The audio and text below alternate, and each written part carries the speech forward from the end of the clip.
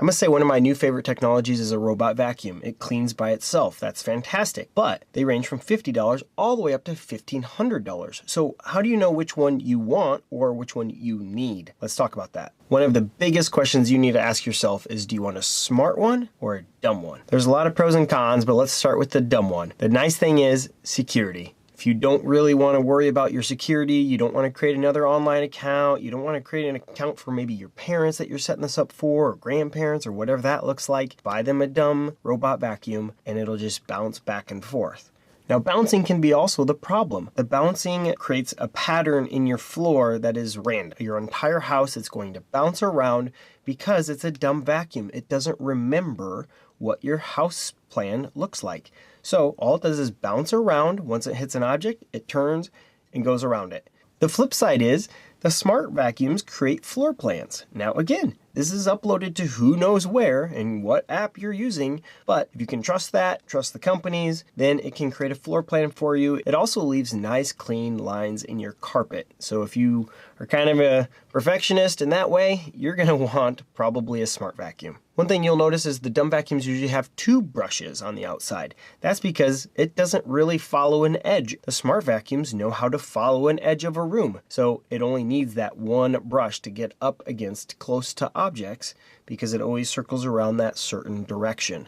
So that's one way you can almost determine which one is which. The dumb vacuums really vary for scheduling. So for instance, some might come with a remote that allows you to kind of punch in a day and time, sometimes only times of day. So every day it's going to go off at 9 a.m. for instance. But the scheduling ones with the smart vacuums, you're allowed to do whatever kind of schedule you want, whatever rooms you want usually. So you might not want that entire house vacuumed. You might just want the kitchen vacuumed.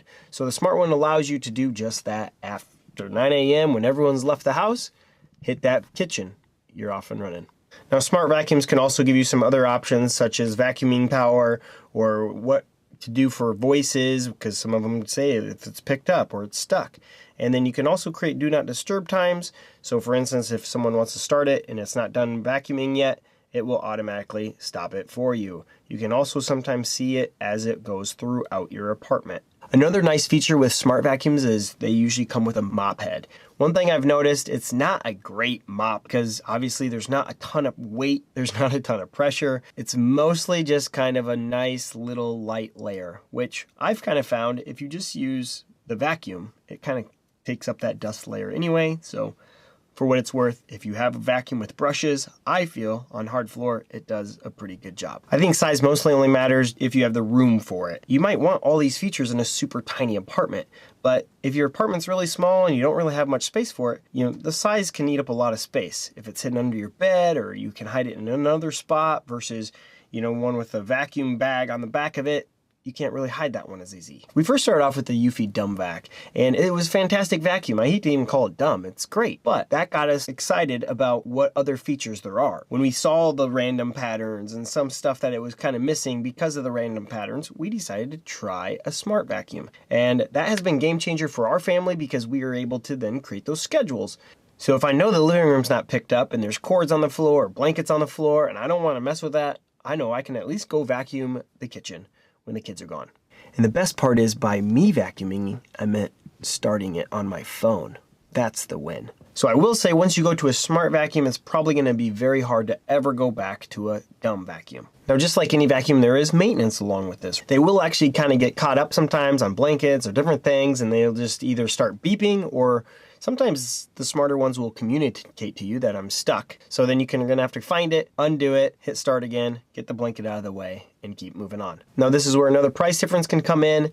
Some of them have brushes and some of them do not. Obviously, if you want one that's gonna get more into your carpet, really do a good deep clean, you're probably gonna want one with brushes. If you have kids with snacks, or you have pets or animals, whatever, you're going to probably want the brushes. If it's real light duty, maybe kitchen crumb type stuff, you probably don't really need the brushes. But the brushes also collect a lot of hair and different things, right? So it comes with these tools that allow you to then cut through all the hair and easily pull it off. Some people are kind of really grossed out by this, but just think, at least you pulled that out of your carpet. So that's good. Also, you're gonna have to empty that bin every once in a while. Obviously, it depends on the filth of the house or the first time or whatever that looks like, but you're going to have to probably do it about once a month, if not more often. There are some, the smarter vacuums, usually the little bit more expensive ones, have a home base station. That's fantastic because it allows you to create not only a bag that it sucks into and it empties every time, so you don't even have to worry about it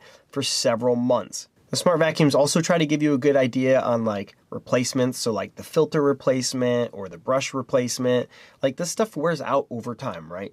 So it's going to give you a rough estimate on the life expectancy of these. So kind of take that as you will. I kind of look at it as the company kind of wants you to replace these items, right? Because that's how they can make more money. So if you can kind of clean them off or, you know, extend the maintenance of them, all the better.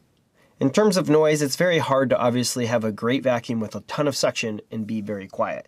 So I've never really noticed that being an issue. If you're going to kick off a vacuum, you're going to kind of expect some noise. Another frustration point can be that sometimes, depending on your furniture or for low profiles, sometimes it can get hung up. So different vacuums are going to have different heights and different things that can go over, and that's just something you're going to have to deal with. Now, just as a precautionary, we usually put up our end tables and our kitchen table chairs because we want it to just have a nice clean floor to clean. If we just really wanted to just hit start and go, it's going to do its best by bouncing around those items. You know, the Smart Vac's going to really try to curve around every corner rather than just bounce all over the place. But sometimes they get in situations kind of hard to get out of. We've just found you get the best cleaning job when all of the items are kind of picked up, right? So this isn't going to clean your whole house. So if you have laundry all over the floor, you gotta have to somewhat have a cleanish floor before you hit that start button. Everything from about $100 dumb vac all the way up to the very expensive vacuums, I would say if you're getting up to the $350 range, that's probably plenty of features you have, if not less. What other questions do you have? Leave them down in the comments below. I hope this video helped. Till next time, see ya.